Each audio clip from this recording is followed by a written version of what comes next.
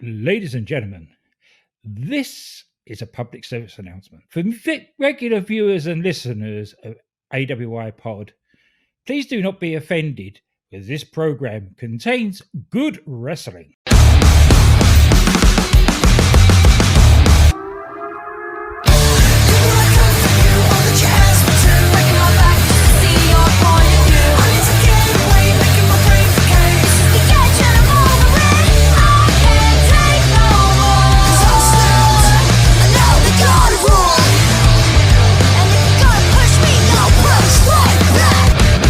Hello, everyone, and welcome to the 6th episode of A Cup of UK Heritage. I am your host, Brent Piles, and if it's A Cup of UK Heritage, that means it is podcast royalty of the UK, at least in our eyes. G.A. Russell, not Glenn Evan. Glenn, how you doing? I am doing very well, thank you. It is boiling here. I was going to ask you, it was hot yesterday when we did Warring to Attitude. Is it hot today? It's even hotter today. Yikes. And plus I was at work, so... Oh, that makes it. I've actually got all the windows open, so apologies to the listeners if they hear traffic and things in the background. But if Glenn doesn't leave his window open, we don't want that, right? No, I don't want to be melting. Yeah, I don't want to be melting. And speaking of melting, Glenn told me before we started here that he's got some melting hot takes. I have. It's going to surprise a few people.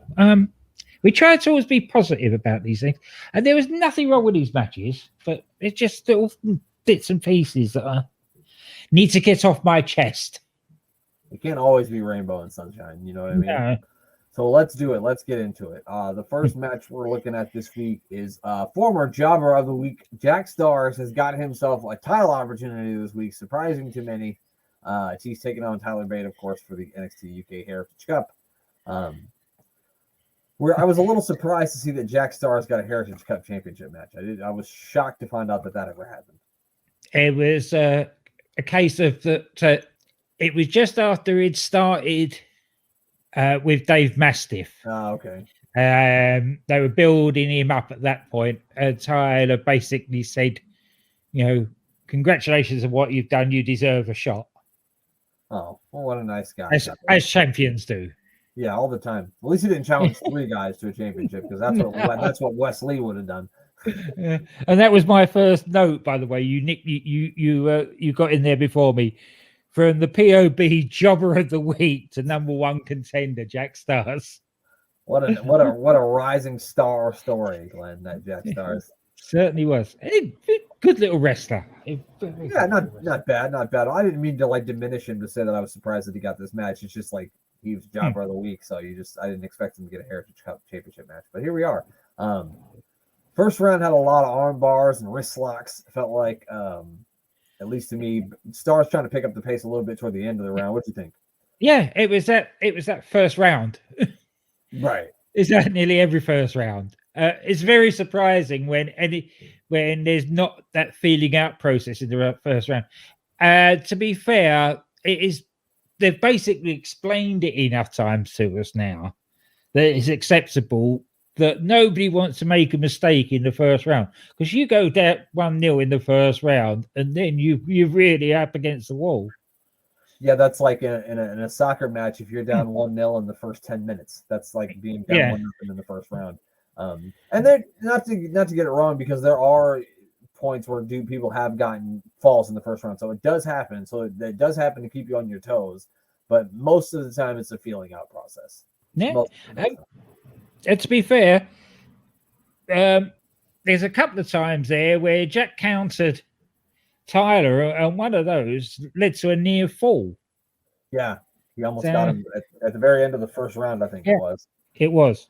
And then Tyler got a couple of pin attempts in himself, because that basically woke him up. And Jack gets saved by the bell. Yeah, kind of showed him who he was messing with a little bit. Yeah, you know yeah. Second round starts off with some stiff strikes from both guys. They were kind of trading them on this one. There was some lovely uppercuts there. Definitely. Good old European uppercuts right under the chin. Wham. Yeah, they were kind of trading back and forth. But then Bate quickly locked in a pinning combination and got the first fall, I think within the first 40 seconds of the second round. So Bate quickly goes up 1-0. it surprised me that he gets this fall by just a roll up. There you go. You take your opportunities when you can get them, I suppose. Yeah, I mean, especially in matches like these, as you know, it fucking happens early and often. Sometimes in Heritage Cup matches. Third round, I think the third round really started to get going, right? How did you feel about the third round? Yep, they picked the pace up. Both of them doing some really good stuff. I love the fact that it was Jack Stars that got the Tyler went for the aeroplane spin, and Jack countered it and picked him up himself an aeroplane spin. Tyler.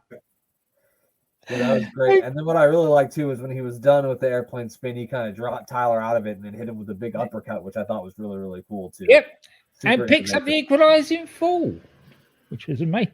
Yeah, and I was actually surprised. I actually, going into this thing, I assumed that Tyler was going to win 2 falls to none or something like that. But yeah, Jack Stars actually does get a pinfall of his own here with a pinning combination of sorts for himself. And we are tied up 1-1 after 3 rounds as we head into the fourth. Fourth round, Glenn. What do you got to say about this one? This was so British, it was unbelievable. Can't beat a good old Boston Crab. Not something you see these days. No, not really. Nobody really works for Boston Crab anymore. No, but Jack used it, and he used it well. He locked it in quick too. It's like within the first 10 seconds he had. Well, Tyler rushed at him. Yeah, and he'd obviously done his homework because in the last match that Tyler had to win the title, if you remember, that he at the start of the third round, I think it was, or the fourth, he rushed and got somebody got the advantage. But Jack had obviously done his homework and sidestepped him and then whips him round. And the next thing, Tyler's in this Boston Crab, and Jack was really leaning him back there and sitting on his shoulders quite nicely. Yeah, it was a super deep Boston Crab. Very well executed by Jack Stars here. Tyler kind of escapes the Boston Crab. He's able to land a couple of big right and left hands. He then hits that sort of, head slingshot clothesline that he does. He then also hits that rolling. What's that rolling kick that he does? Does he have a name for it? The name. I can't think of what they call it. I call it the rolling kick to the head. Rolling kick to the head. Yeah. Kick to the head. He then hits the Tyler driver and gets the 3 count, and he's going to get the win here. It kind of came out of nowhere, which happens a lot in these matches. But I mean, it makes a lot of sense the way it went because you get a 1-1, which I didn't expect to happen, and then Bate gets the big win in the fourth round. So, what do you think? Yeah. I liked it. It was a decent match. Quick, only 4 rounds, which suited both of them, I think. Yeah. And basically, that was it. It was a Tyler Bate match. Yeah, it was definitely a Tyler Bate style match. Absolutely, 100%. I mean, and as it would be, he's kind of the veteran as opposed to Jack Stars. Yeah, the rest of this match. And to be fair, when I watched it, this is my big take. Here it comes. Before we will start reviewing the next one, since I've been when we were looking at it all as part of the whole show and all the other things that was going on, you don't notice it much. When you're watching them back to back like that, Tyler Bate is a bit of a one-trick pony. There's not a lot of variety to his moves. Every match is basically the same. And I hate to say it because I love Tyler, but spoiler, I'm glad they didn't give him a long run with the title because I think it would have suffered. Yeah, I mean, I kind of get what you're saying because he kind of falls into that same sort of like he does the big headbutt to the gut, he does the spinning kick, he does the airplane spin, he kind of does a lot of the same things. It's like what they used to criticize John Moxley for when he was Dean Ambrose. It's sort of every match goes to a pattern. And I mean, a lot of it always involves that little thing off the ropes where it looks like he's falling out of the ring, but he doesn't. Yeah, and then he does it. He gets his shoulders across the ropes and then springs off and does it. And it's just basically the same. I get what you mean. I guess I didn't really look at it through the same eyes that you're looking at it right now, but maybe I will now that you mentioned it to me. But as we review more of these, I think we're not going to get a whole lot more Tyler Bate matches because after this, we're going to start working into the number one contenders tournament, and then there's one more Tyler Bate match, and then that's going to be it for him in the Heritage Cup. So we're not going to get to see a whole lot more Tyler Bate matches anyway. But I'm going to have to go back and look to kind of get what you mean. Anyway, we're getting him again now. Yep. But this time it's against Mark Kofi. And or Coffee, as they decided on calling him. Yeah. They were the Kofi brothers on the Indies, but when they went to NXT UK, they became Coffee. I suppose it was easier for the American market. It's easier to say Coffee than. And I'll tell you what, it's lovely to hear the Proper Gallus theme. Yeah, because the one they have in NXT now is kind of like a lame version of it. It's so wishy-washy that that thing that they do now. You can hardly hear it. You know, they're supposed to be like a battle march. Right. Their theme. You know, to go with their sort of image. But the wishy-washy thing they've given them on NXT now, it doesn't suit them at all. Your former podcast host once said that's when that Gallus theme used to come on, you knew that some shit was about to hit. Exactly. Hit the fan when you heard that music. And that's how good it is. It's really an underrated theme, probably one of my favorite themes, but it's really, really good. Not the NXT one. This one was really good. Yeah. We also got two corner guys in this one, which I like to see, dueling corner guys as Tyler's corner and Wolfgang is in Mark's corner. I just want to ask you this before we kind of get into the match. Was Wolfgang kind of running with the Kofi brothers in the Indies before they get to NXT UK, or was that just something that they threw together? No, that was he came together with the match. The first time they threw them together was that time in NXT UK. On that one of those first couple episodes that we watched. Yeah. Okay. I thought so, but I wanted to make sure. I thought it was very interesting that they were saying Tyler Bate was giving up upwards of 70 pounds to his opponent in this match. I also noticed that Mark looks a little suppler than he does nowadays. He's slimmed down a little bit. Yes, he's hit the gym a lot more. I suppose being in Florida, less beer as well. Less beer and pies. Probably. When you're in London, at least they got light beer. Yeah. Lots of takedowns, reversals, rope breaks in the first match. Tyler does a beautiful escape of a wrist lock where he kind of climbs up Mark's leg and then he kind of kicks his way out of the wrist lock, which I just thought that was really innovative and cool. Yeah. The way that Tyler is able to get out of submission moves is always really impressive to me. It is excellent. This is the other side of him. And it harks back to the likes of, I'm going to sound like Nigel McGuinness here, name dropping, Johnny Saint and those sort of technical wrestlers back in the day, that you see a lot of those escapes that he does back from that time in World of Sport. And when he's chain wrestling, there's nobody better than him. Yeah. And that's what frustrates me is he has so many matches by the numbers where he's a good free-flowing chain wrestler and he wants to be. Yeah. Because they did at the end, the pace really started to pick up. They really did some really good chain wrestling between the two of them to end the round. And then Mark kind of picks Tyler Bate up and kind of just sets him out on the apron as the first round ends. Big meaty man picking little man up and putting him down again. My favorite part of that is when he picks him up and puts him out there, and you can hear Wolfgang on the outgoing going, "That's it. That's it. That's it." Yeah. You can hear Wolfie all the way through this. Yeah.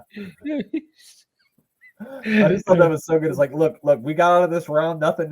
That's all we can do. That's it. That's it. Yeah, that's it.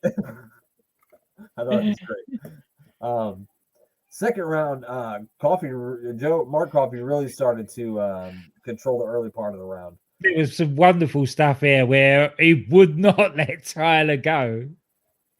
Everything that Tyler tried to counter, he held on to him by a grim death. Yeah, he wasn't gonna let this little motherfucker start running around again. Is what he No. And they're talking about running. That was how he got out of it eventually. was basically running Mark out of the ring. Yeah. He like Mark had like a wrist lock on him, and he did that whole thing where you kind of run around and dump the person out the outside, and then Mark Coffey tries to get back in the ring, and he drop kicks him out, which really annoys Mark. And Mark charges back into the ring and ends up getting himself rolled up into a pinning combination for a 3 count. Which is excellent bit of storytelling, because he got so frustrated, as you would do. It basically dominated that round. At the end of the day, he got so frustrated with it that he lost his head and made that one mistake. Yep. That Nigel keeps on about. Yep. You got to keep your composure a little bit. But he thought, this little shithead did dump me out of the ring and drop kick me, and I've got to do something about this. And man, you're down 1-0, just like that. So for third round, Mark's not fucking around. He comes out and definitely starts to use his size advantage to take Tyler down and really start to work him. It looks like at one point he wanted to rip his head off. He had him in such a strong headlock. Yeah, at least his ears. He wanted to take his ears off at least. Yeah.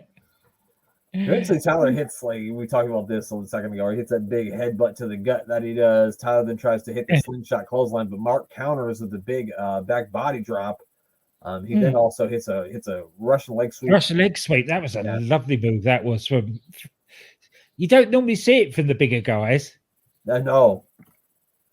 So yeah, that was a lovely move, and then gets a near fall, but not to be outdone by he knocks Tyler's head off basically with a very stiff forearm, which obviously rings Tyler's bell, and Mark gets the equalizer. Yeah, Mark ties it up. He kind of like Bate tried to jump off the middle rope too, and Coffey kind of hit him with a kick to the face. Yeah, and then the super stiff forearm to the face, which is probably going to keep any man down for a 3 count at that point. That's right. Yeah. So we're all tied up at 1 as we head to the 4th round. Both men kind of take turns like punching each other in the stomach in the corners here to open the round. Coffey hits a big modified, I don't know what you would call it. It looked like a modified sidewalk slam to me, because he like picked him up for a power bomb, but then turned it into a side slam. He does that a couple times in this match.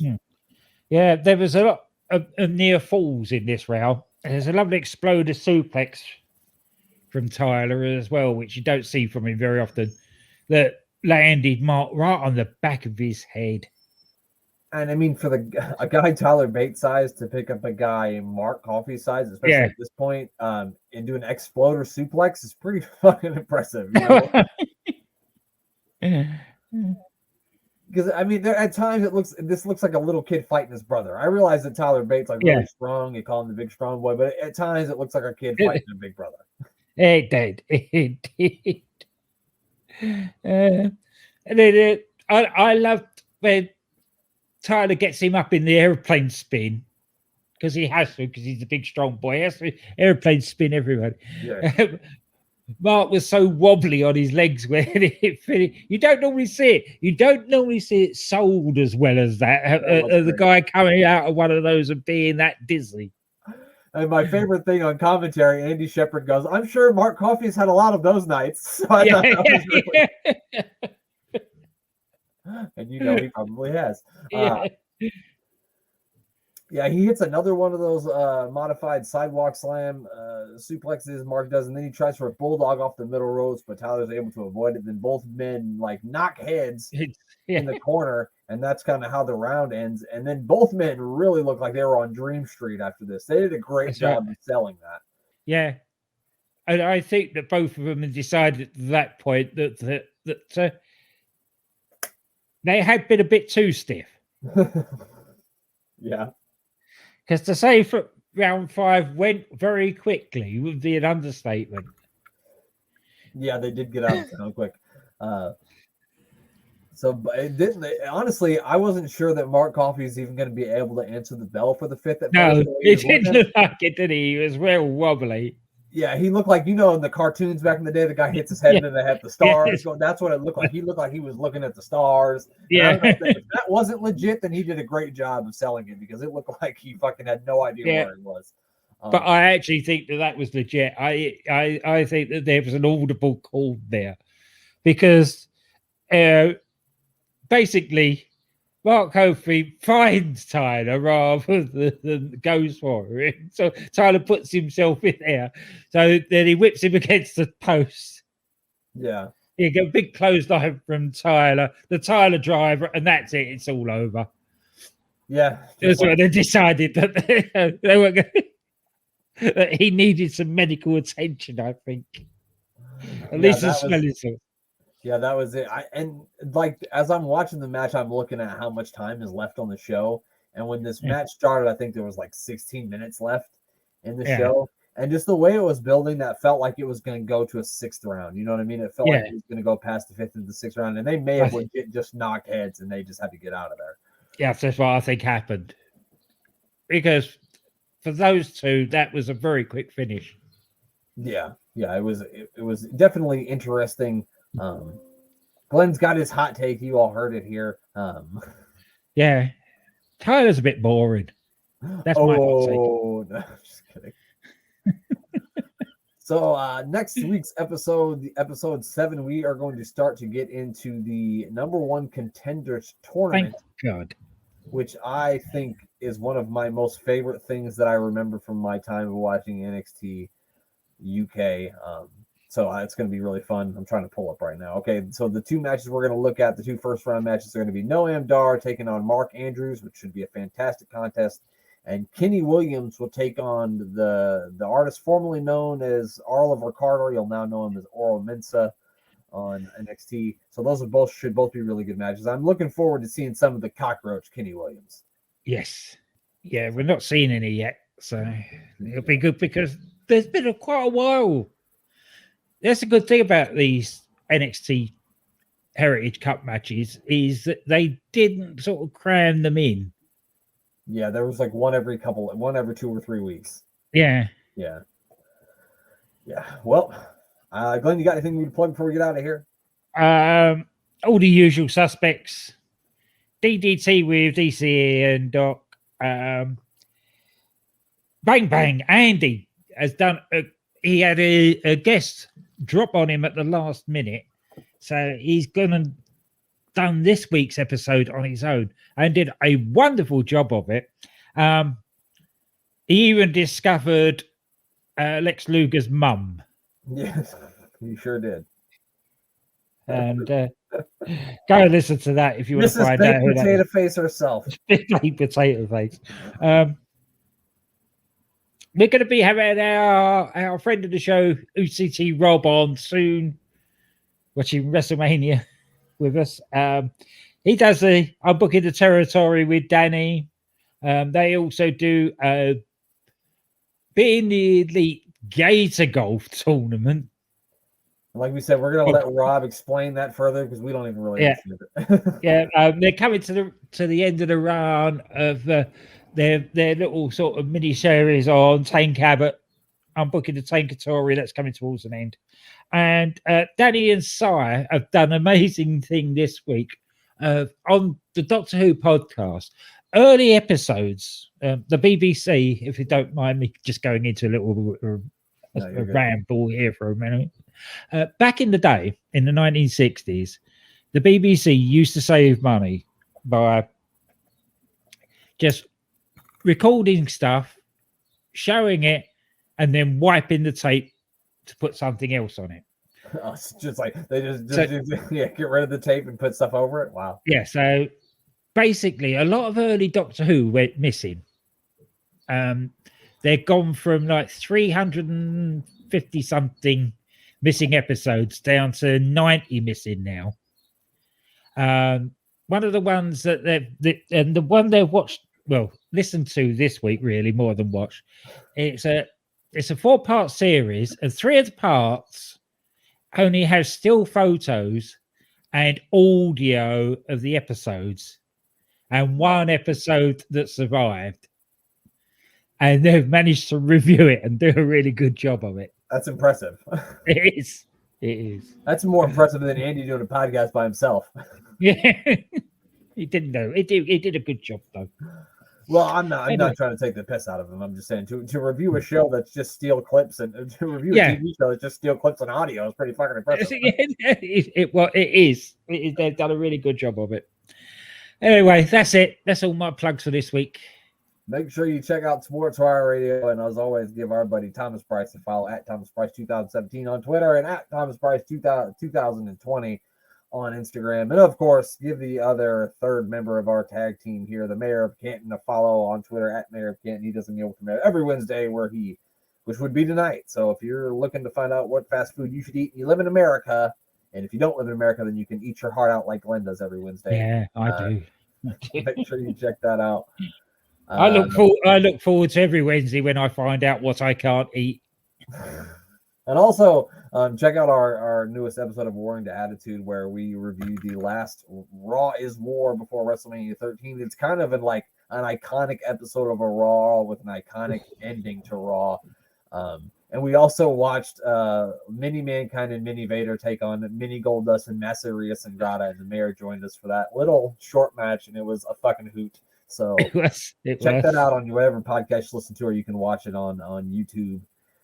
That's our podcasting journey these days. From mini Mankind and Mini Vader to big strong boys. Who's probably about the same height. With mullets in between. We do a lot, Glenn. We really do. We're going through all the eras of wrestling on this show. Yeah. Well, there's only one thing left to do, and that's for Glenn to say goodbye. Goodbye.